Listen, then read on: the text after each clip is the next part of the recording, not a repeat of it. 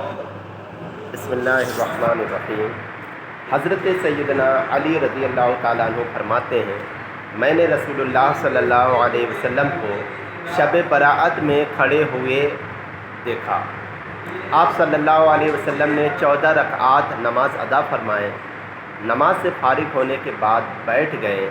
پھر آپ صلی اللہ علیہ وسلم نے 14 مرتبہ سورہ فاتحہ، 14 مرتبہ سورہ اخلاص اور 14 مرتبہ سورہ فلق، پھر 14 مرتبہ سورہ ناس اور ایک بار آیت الکرسی اور یہ آیت مبارکہ پڑھے، لقد جاءکم رسول من انفسکم، لقد جاءکم رسول من انفسکم، لقد جاءکم رسول من انفسکم پڑھی۔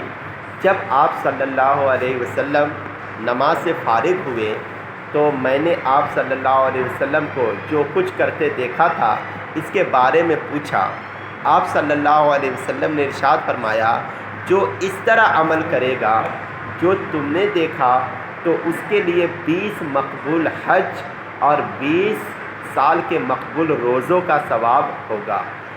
اگر اس دن کے صبح روزے کی حالت میں ہو تو اس کے لیے 2 سال کے روزوں کا ثواب ہے، ایک گزشتہ سال یعنی پچھلے سال کے اور ایک آئندہ سال کے۔